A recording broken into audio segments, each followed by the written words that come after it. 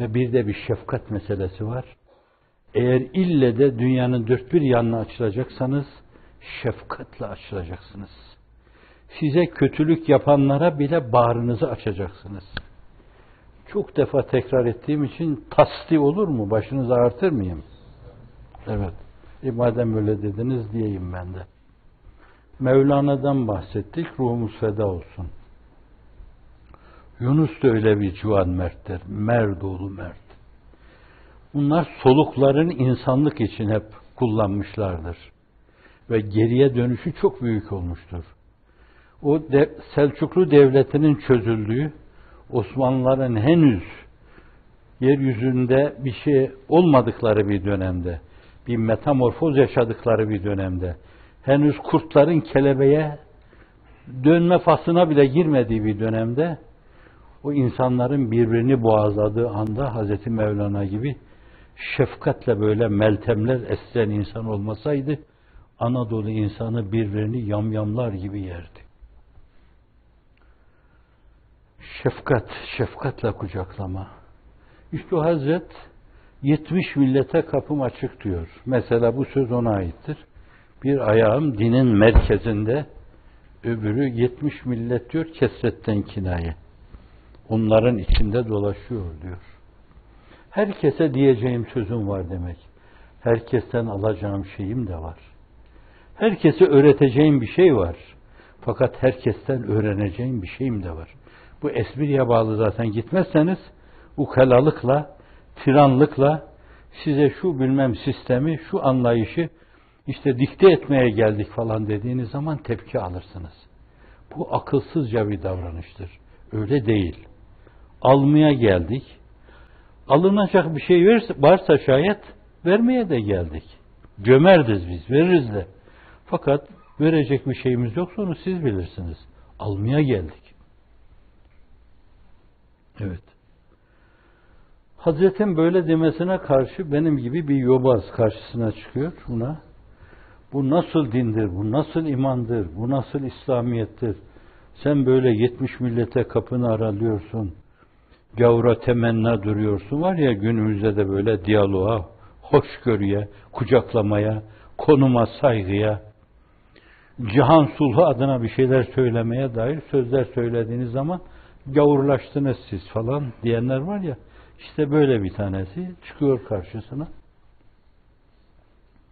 Demedik şey bırakmıyor. O mutlaka belki bir hafta diyeceği şeyleri o düşünce dağarcığına yerleştirmiş.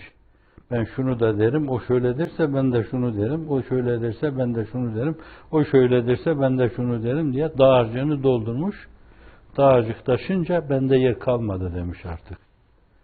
Bu defa adamın karşısına çıkmaya karar vermiş. O Hazretle karşılaşmış. Hazret diyorum ben, neme lazım? وَلَا تَذْكُرُوا مَسَاوِ مَوْتَاكُمْ Geçmişlerinizi kötü yanlarıyla yad etmeyiniz. O da hoca gibi bir şeymiş. Dağarcığın ağzını açıyor, başlıyor işte. Nereden başlayacaksa oradan başlıyor. Demediği şey bırakmıyor. Senin yaptığın zındıklıktır. Hazreti Pir-i Mugana Barla'da birisinin dediği gibi yani. Nerede var öyle Kur'an-ı Kerim'de değişik ayetleri bir araya getirme filan. Oysa ki Hazreti Osman yapmış bunu. Evladı Resulullah'tan yapanlar olmuş.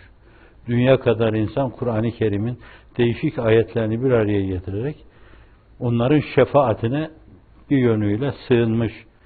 Şefaat dilenmiş onlardan. Onun gibi yani. Ağzına ne gelirse söylüyor. O Hazrete söylüyor. Hazrete dinliyor. Kemali temkinle dinliyor. Kafasında bir şey kurgulanmıyor. Çünkü diyeceği şey bellidir onun. Bir tane şey söyleyecek ona. Bir tane şey söyleyecek ama işte orada söz bitecek. Son noktayı koyacak. Hem böyle üst üste konmuş 3 nokta ağırlığında son noktayı koyacak. Dediğini diyor, kemküm etmeye başlıyor artık. Bir şey yok. Bitmiş. Sözüm bitti mi Hazret diyor. Bitti diyor. Bağrım sana da açık diyor. Gel seni bir kucaklayayım. Size düşen şey, ben bana düşen şey demiyorum. Çünkü ben o işin ehli değilim. Ama size inancım tamdır. Allah'ın izniyle, inayetiyle. Kirlenmemişsiniz. kirli mürekkep size bulaşmamış. Ruh çehrenizi, kalp çehrenizi kirletmemiş Allah'ın izni inayetiyle. Gelecek size emanet. Bence bu disiplinler çerçevesinde herkese kucağınızı açmak şiarınız olsun. Dövseler bile, sövseler bile, dövene elsiz Yunus sözü, sövene dilsiz, derviş gönülsüz gerek. Gönül tamirine bakmak lazım. Bugüne kadar değişik kötülükler yaptılar. Değişik. Birileri.